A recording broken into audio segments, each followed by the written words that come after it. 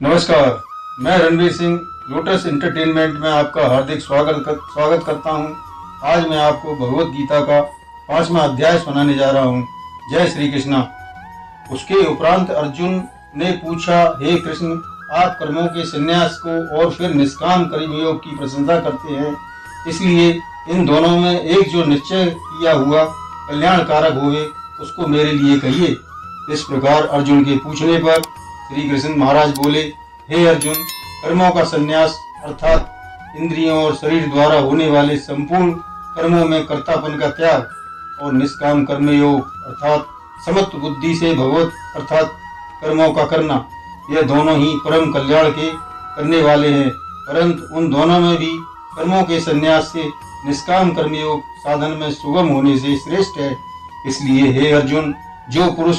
न किसी से द्वेष करता है न किसी की आकांक्षा करता है, वह निष्काम कर्मयोगी सदा सन्यासी ही समझने योग्य है, क्योंकि राग द्वेष द्वंद्वों से रहित हुआ पुरुष सुख पूर्वक संसार रूप बंधन से मुक्त हो जाता है।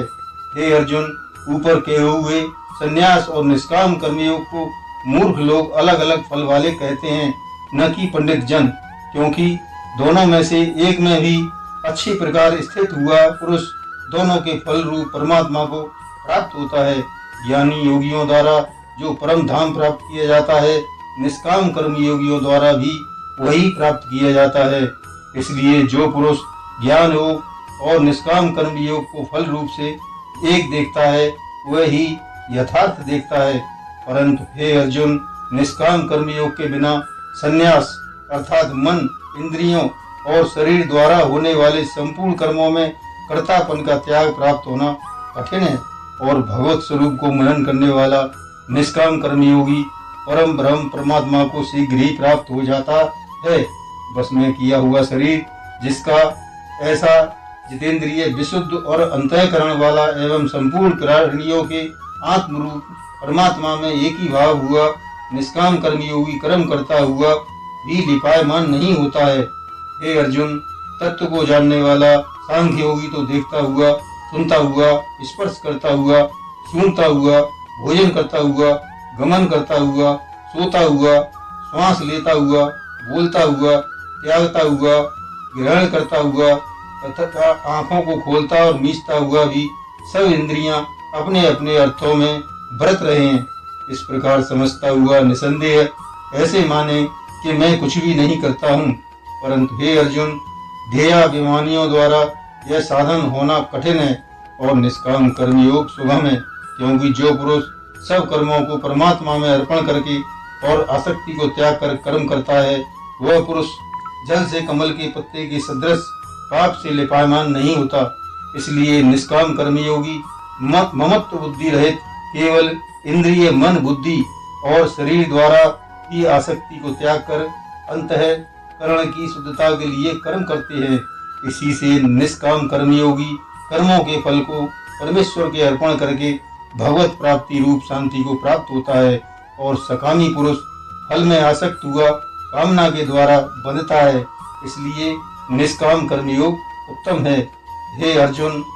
बस में अंतःकरण जिसके ऐसा सांख्य योग का आचरण करने वाला पुरुष तो निस्संदेह न करता हुआ और न करवाता हुआ 9 द्वार वाले शरीर रूप घर में सब कर्मों को मन से त्याग कर अर्थात इंद्रियों के अर्थों में बरतती है, ऐसा मानता हुआ आनंद पूर्वक सच्चिदानंद घन परमानंद के स्वरूप में स्थित रहता है। परमेश्वर भी भूत प्राणियों के न कर्तापन को और न कर्मों को तथा न कर्मों के फल के सहयोग को वास्तव में रचता है, किंतु परमात्मा के सकाश से प्रकृति ही बरतती है, अर्थात गुण ही गुणों में बरत रहे हैं। सर्वव्यापी परमात्मा न किसी के पाप कर्म को न किसी के शुभ कर्म को भी ग्रहण करता है, किंतु माया के द्वारा ज्ञान ढका हुआ है। इससे सब जीव मोहित हो रहे हैं, परंतु जिनका वह अंतःकरण अज्ञान आत्मज्ञान द्वारा नाश हो गया है, उनका वह ज्ञान सूर्य के सदृश उस सच्चिदानंद घन परमात्मा को प्रकाशता है, अर्थात परमात्मा के स्वरूप को साक्षात कराता है। हे अर्जुन, तद्रूप है बुद्धि जिनकी तथा तद्रूप है मन जिनका, उस सच्चिदानंद घन परमात्मा में ही निरंतर एकाकी भाव से स्थित जिनकी ऐसे तत्वपरायण पुरुष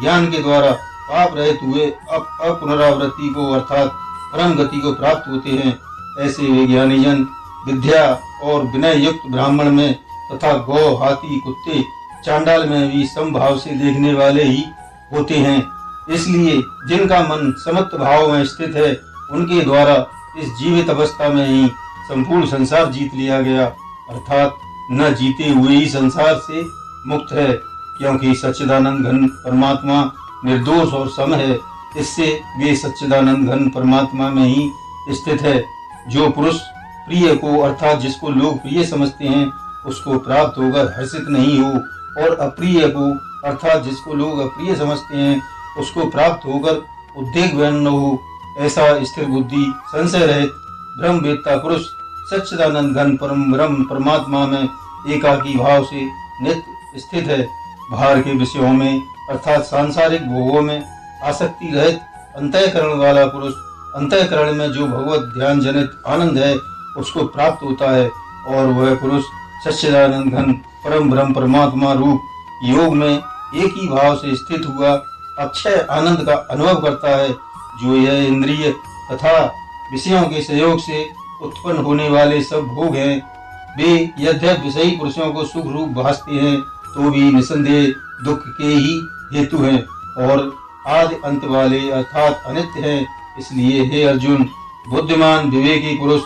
उनमें नहीं रमता है। जो मनुष्य शरीर के नाश होने से पहले ही काम और क्रोध से उत्पन्न हुए वेग को सहन करने में समर्थ है, अर्थात काम क्रोध को जिसने सदा के लिए जीत लिया है, वह मनुष्य इस लोक में योगी है और वही सुखी है। जो पुरुष निश्चय करके अंतरात्मा में ही सुख वाला है और आत्मा में ही आराम वाला है तथा जो आत्मा में ही ज्ञान वाला है, ऐसा वह सच्चिदानंद घन परम ब्रह्म परमात्मा के साथ एक ही भाव हुआ सांख्य योगी शांत ब्रह्म को प्राप्त होता है। नाश हो गए हैं सब पाप जिनके तथा ज्ञान करके निवृत्त हो गया है संशय जिनका,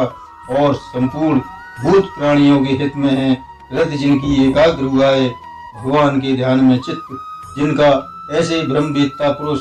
शांत परम ब्रह्म को प्राप्त होते हैं। काम क्रोध से रहित जीते हुए चित्त वाले पर ब्रह्म परमात्मा का साक्षात्कार किए हुए ज्ञानी पुरुषों के लिए सब ओर से शांति परम ब्रह्म परमात्मा ही प्राप्त है। हे अर्जुन, बाहर के विषय वियोगों को न चिंतन करता हुआ भारी त्याग कर और नेत्रों की दृष्टि को भ्रकुटी के बीच में स्थित करके तथा नासिका में विचरने वाले प्राण और अपान वायु को सम करके जीती हुई है इंद्रियां, मन और बुद्धि जिसकी, ऐसा जो मोक्ष प्राण मुनि इच्छा, भय और क्रोध से रहित है, वह सदा मुक्ति है। और हे अर्जुन, मेरा भक्त मेरे को यज्ञ और तपों को भोगने वाला और संपूर्ण लोकों के ईश्वरों का भी ईश्वर तथा संपूर्ण भूत प्राणियों का सदृश अर्थात स्वार्थ रहित प्रेमी, ऐसा तत्व जानकर शांति को प्राप्त होता है और सच्चिदानंद घन परिपूर्ण शांत ब्रह्म के सिवा उसकी दृष्टि में और कुछ भी नहीं रहता है, केवल वासुदेव ही वासुदेव रह जाता है।